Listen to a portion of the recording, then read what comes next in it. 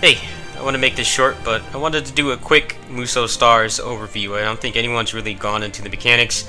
There are still some things I don't understand. Honestly, the game did not really do that well in Japan, so there's not really a whole lot of resources or documentation on the game. So most of this stuff has been just things that I've kind of discovered on my own. When I'm able to elaborate on the other things, I will, but I wanted to get this out. So I know some people are interested in this game.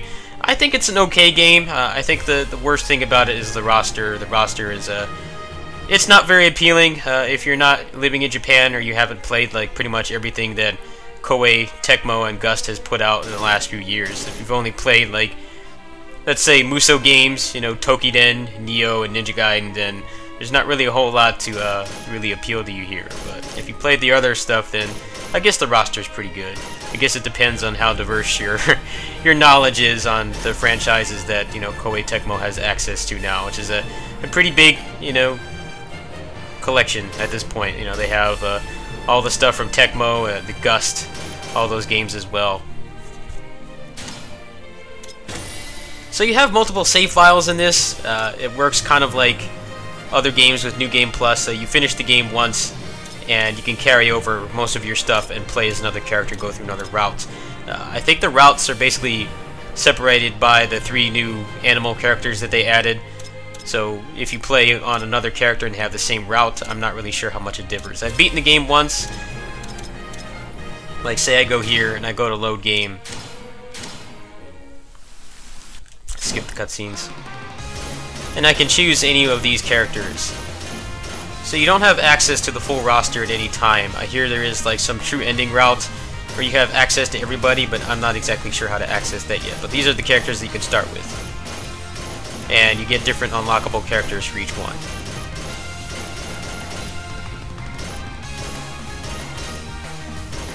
Like, as you can see here, you see the different stories in the lower right hand corner. I guess that determines which ones you can play with.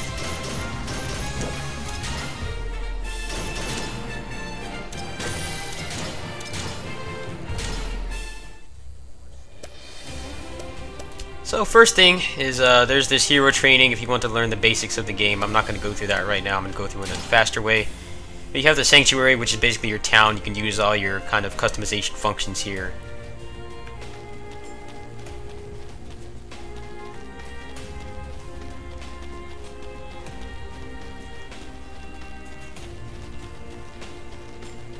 So over here you can work with the card mechanic.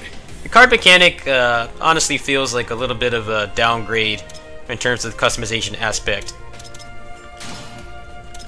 You get these cards here and they have random stats on them and elements.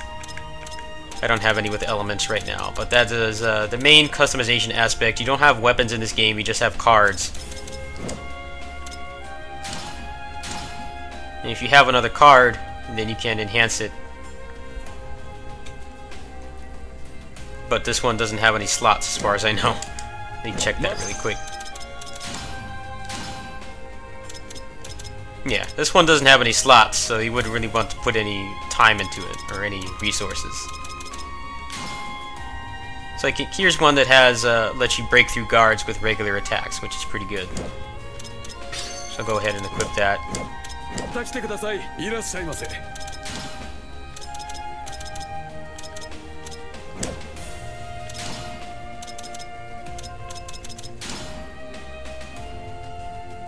So if I wanted to enhance it, I could put fire on this one. Actually, we'll go ahead and do that since it's just a C rank card.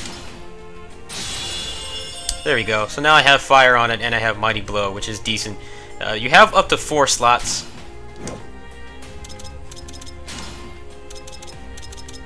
I actually can't enhance the one that I have equipped because there's no free slots. But you have all these things here. A lot of them are honestly kind of boring. There's not really too much interesting stuff. We've got omnidirectional blocking. This lets you block like certain things that are unblockable.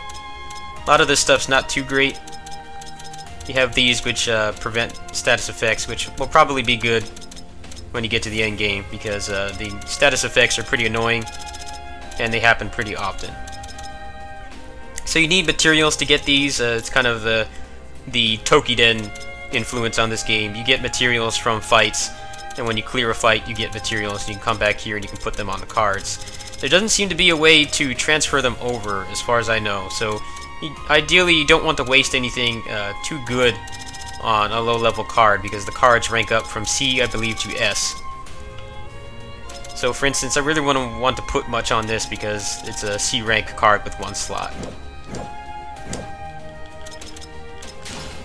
You can also create cards by sacrificing 3 to get 1, but I have never gotten anything good from this at all. I could see it being a pain, even if you save scum, if you abuse closing and reopening the game to do this. It'd probably be more annoying on console because it wouldn't load as fast. So I don't know how useful this is. Everyone I've talked to that's played this has said that they haven't gotten anything good from it. But the option is here if you so desire.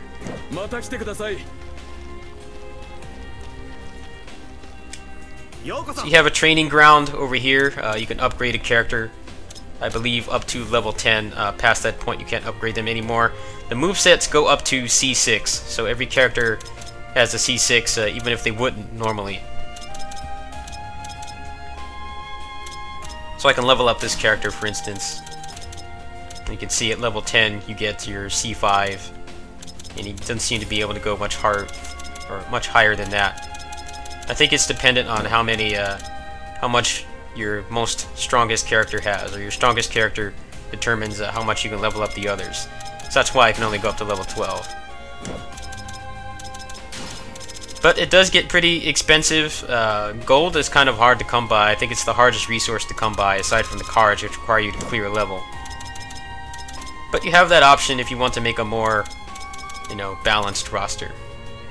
So I'll level up this character at level 10. So now I have another character to work with that's a little better than the other ones.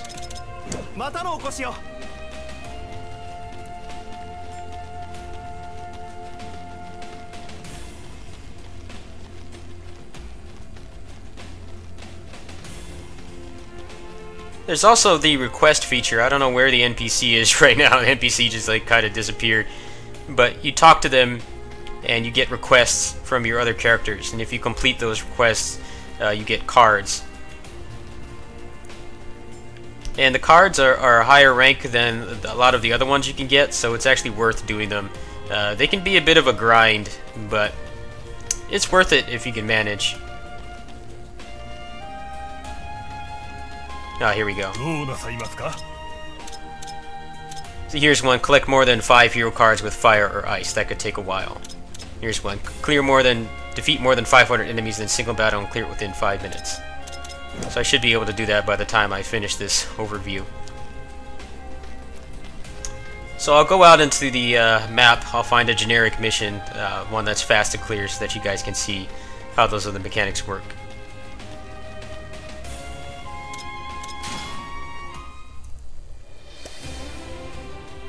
So you have recruit missions. If you do these, then you get a character into your party. You have these generic ones, which are basically just where you can mess around, you can get materials and stuff like that. And then you have the crystal ones. These are the ones where you actually progress the story and go into different paths. So depending on what you're doing, you may not want to do the story right away. You may want to get more characters or level up or get a certain, customization upgraded. So I'm going to do a quick one here.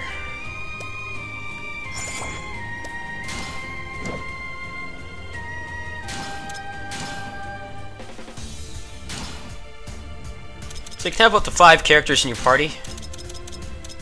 And when you start a new campaign, you won't have access to 5. You only have access to 1. You'll have to recruit the rest. You can see on this one, it's giving me all the idle characters. I don't have any cool characters right now, but this is what you have to work with. Every character has 2 hero skills.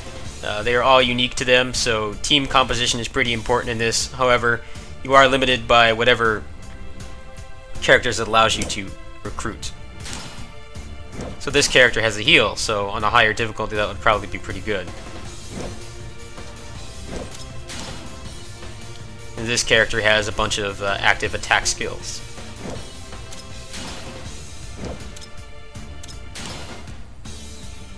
So hers increases attack speed, so that's actually pretty good.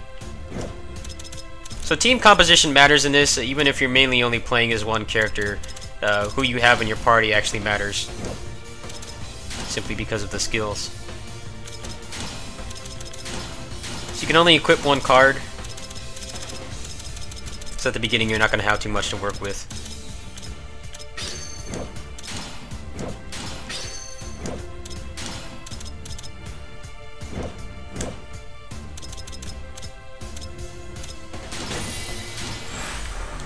So like I said, your moveset goes up to C6. Every character has the same maximum moveset. It is not like other games. Now what's different is the female characters, a lot of the female characters have this dash. A lot of the male characters have the roll. The dash is better because it gives you more mobility. So the first thing I'm going to explain is the Musou Rush mechanic, even though it's pretty much the thing that you can use the least. It basically just spawns a bunch of enemies. And you get bonuses depending on how many enemies you take out.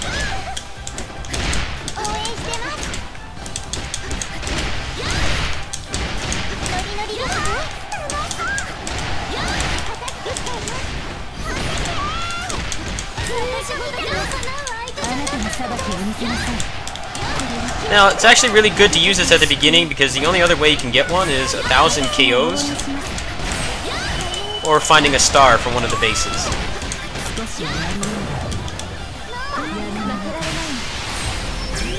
And your KOs from the Musou Rush don't count towards that 1,000 count. You can see I have 0 KOs right now.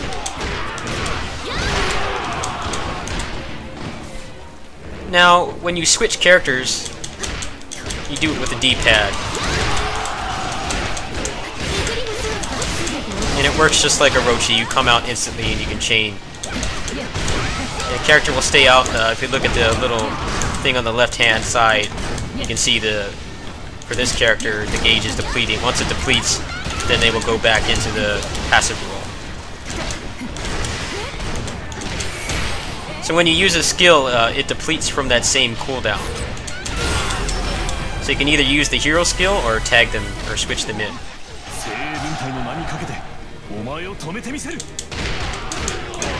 Now you see below the star in the upper left-hand corner by the health bar, there's a number. That is your bravery. That basically functions as your morale, which is why it is good to use the Musou Rush mechanic at the beginning, because it allows you to get a bunch of morale right away. If you fight an enemy that has higher bravery than you, it can be quite a challenge. So it's good to get as much bravery as possible. The max is level 10. At that point, you pretty much will just decimate everything.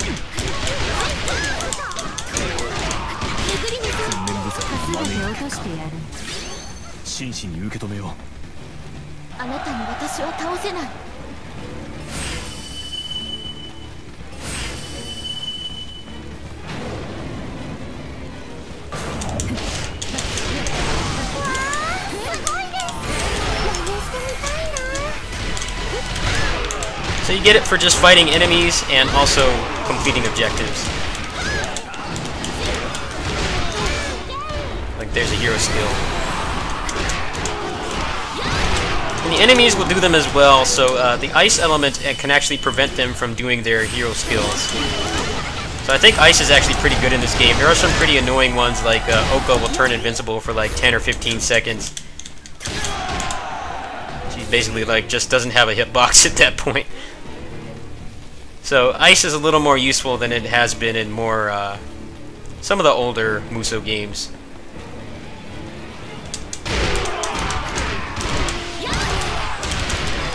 At the end of a string, you can push square and your other team members will come out and do a crowd control attack.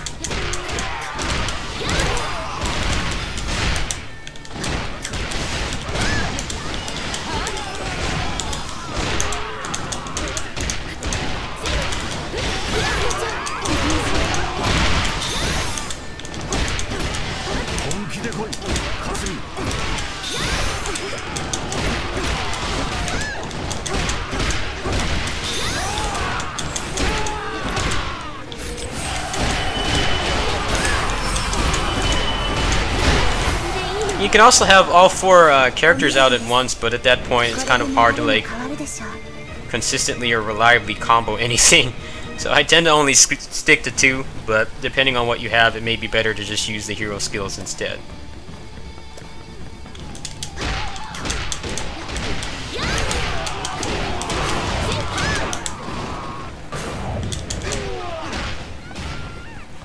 probably going to fail this, but that doesn't really matter.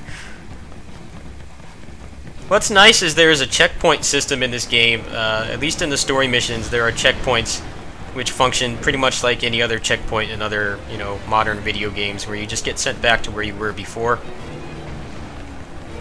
Which is pretty awesome. If you lose because of it, you know, the ally dies or something, you're only set back a little bit. Not too much. Like, see, I just got a checkpoint right there.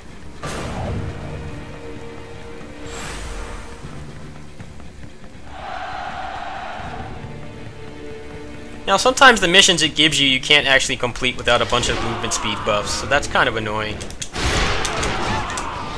I'm only at level 7 bravery, so I'm going to go ahead and show how you get more bravery.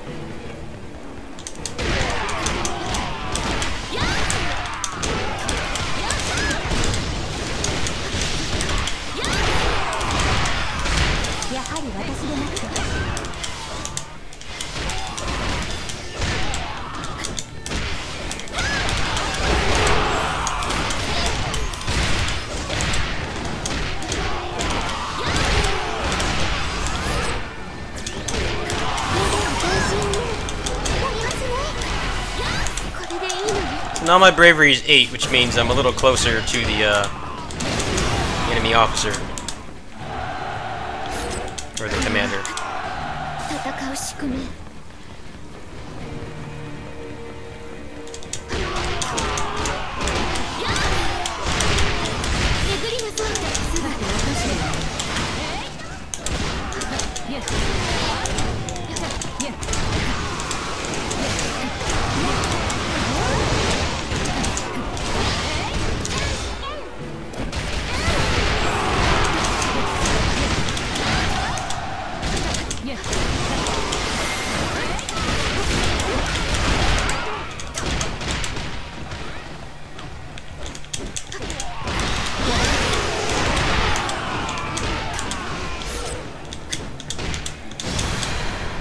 Like, see there, he used his skill. So even the generic officers have their own hero skills.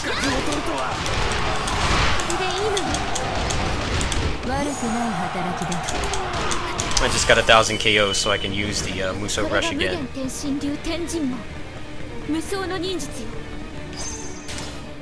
see where he is. Okay, he's over here.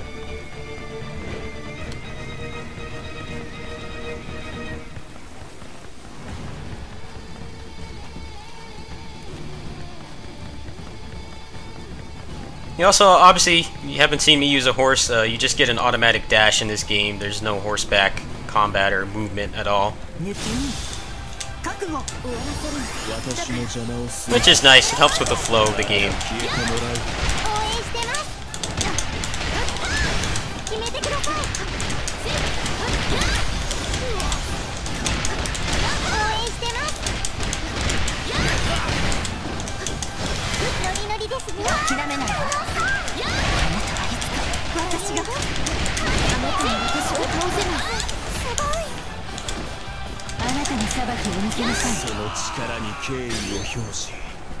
So if you're in Muso Rush and you take out the commander, then it instantly ends.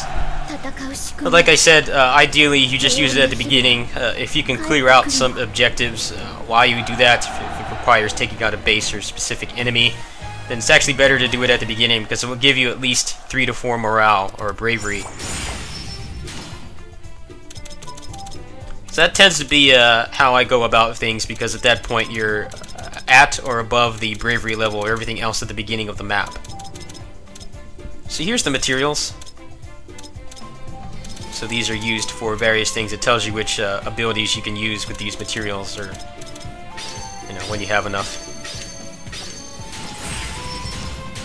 And you get this, you get these friendship bonuses, which give you passive buffs on your cards. I'm not really sure how this mechanic works. I'm not sure how it works when you max out. I will get back to you guys when I find that out. So I just got Desperation on my card, for instance. So if I go back to the Sanctuary, that should have fulfilled a request, hopefully.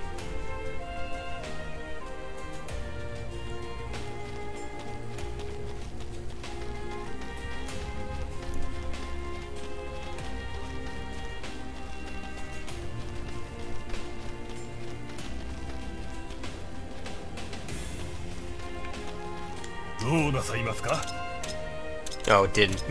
But basically you go here and you get a bunch of cards. These also reset when you do a new campaign, as far as I know.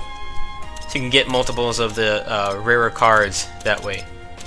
Anyway, I'm going to go ahead and stop there. That's pretty much the overview. The game, it's decent.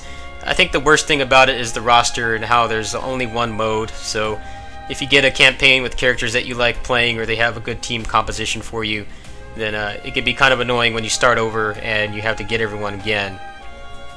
Apparently there is a path you can take where you unlock everybody. I don't know how to get that yet. So if you're like me and you mostly play these for the end game, you know, the optimization, doing cool combos and cool team compositions, then you will definitely have to get that. Otherwise you're going to be limited to a small roster of characters for each campaign.